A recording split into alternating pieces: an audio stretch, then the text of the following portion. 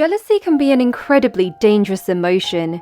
It can hijack one's mind, ruin relationships, and in the most extreme cases, leads to the wrongdoing of something dark and sinister.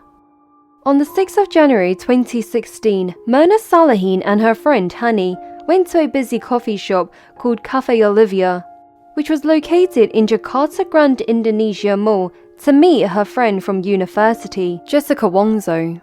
Hours before their meetup, Jessica sent them a text to ask what drinks they'll like, saying she'll treat them. Both Mirna and Hani said it was fine and that they'll order the drinks when they get there, but Jessica strongly insisted.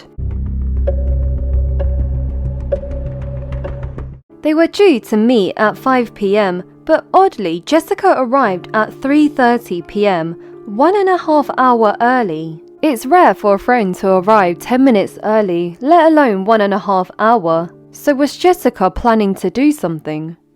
2 minutes after arriving at the cafe, she suddenly decides to leave and walks out to buy presents for Mirna and Hani.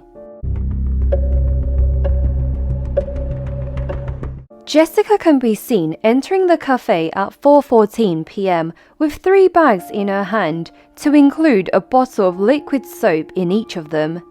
She then found a seat and sat down. 6 minutes later, she can be seen looking around the cafe, especially at the CCTV and her table. But why would she care if she wasn't planning on doing something shady? After Jessica had checked where the CCTV were placed, she picks up the 3 bags and puts it on her table to obscure the camera in front of her, so the crime she was about to commit wouldn't be captured on CCTV. But what exactly was she planning on doing? At 4:24 p.m, the 3 drinks she ordered arrives, to include 1 iced coffee. She then adds a large amount of cyanide into the iced coffee, which was prepared for Mirna to have.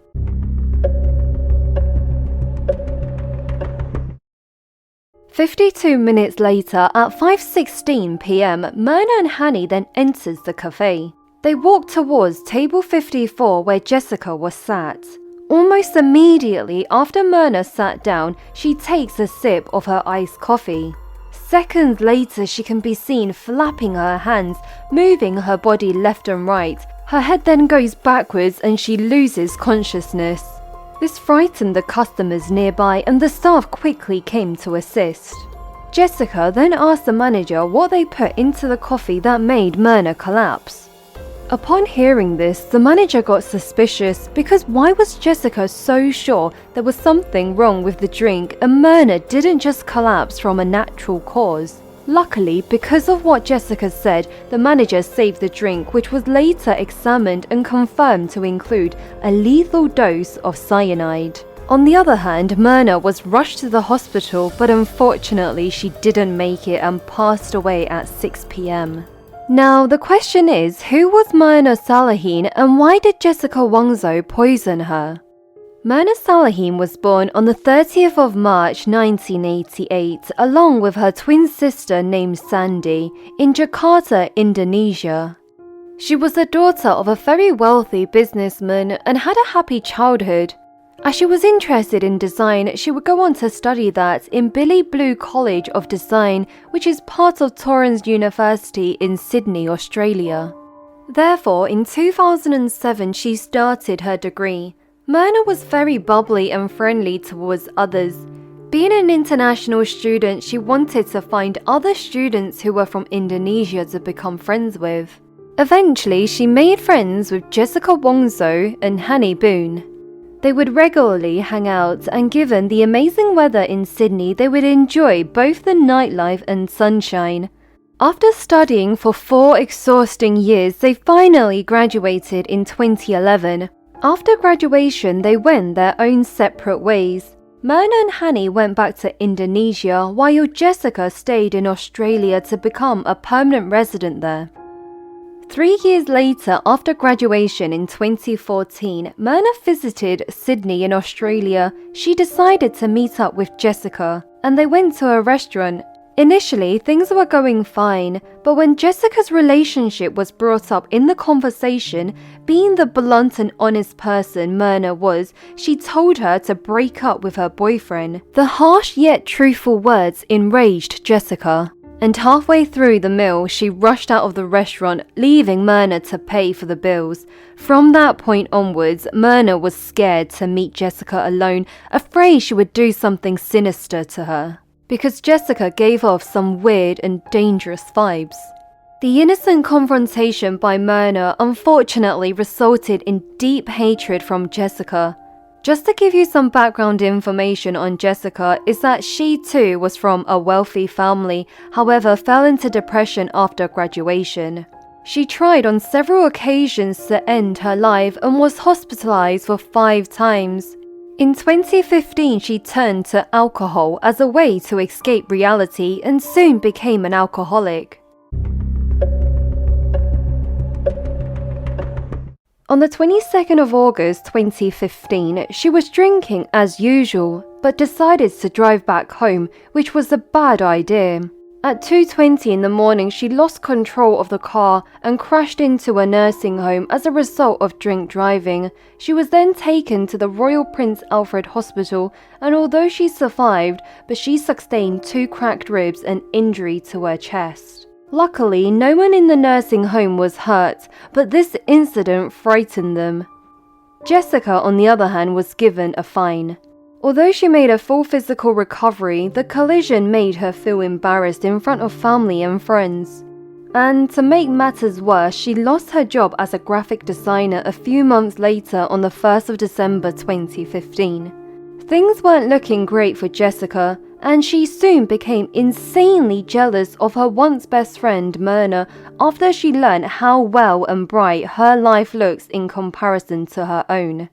The relationship between Mirna and her boyfriend Aris Samarco grew, and they eventually got married in November of 2015, 2 months before Mirna was poisoned. The lovebird flew to Bali to have their wedding ceremony amongst friends and family who watched on and gave them their best wishes. The couple decided not to invite Jessica to their wedding because they didn't want to make it awkward for her, plus Mirna was still afraid of her after the confrontation. Jessica soon heard about Mirna's marriage and was angry because she didn't get invited. This was very devastating because to her, by not inviting her to the wedding, this suggests she's insignificant to them, making matters worse for the already very depressed person she was. Jessica then decided to travel back to Indonesia towards the end of 2015 for a break after she found it a struggle to stay in Australia. But was it merely for this reason, or did she have something else in mind? After landing in Jakarta, Jessica rested for a couple of days before sending Mirna a text message to meet up over a cup of coffee. Mirna felt anxious and didn't want to meet her alone, so she told her husband Arif, and he suggested she should still meet her but to bring another friend along. Mirna agreed and decided to meet Jessica as well as their mutual friend Hani, in which they met on the 6th of January 2016 in a cafe where Jessica murdered Mirna by adding large amounts of cyanide to her iced coffee. 3 days after the incident, the police started to investigate Jessica.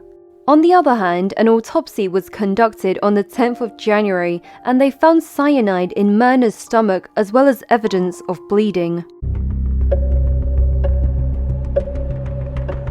20 days after the autopsy, on the 30th of January 2016, Jessica was charged with murder and was taken into police custody pending trial. In order to find out a bit more about Jessica's past, the Indonesian police interviewed Kirsty Carter, who was Jessica's previous boss. What she said about her was very chilling.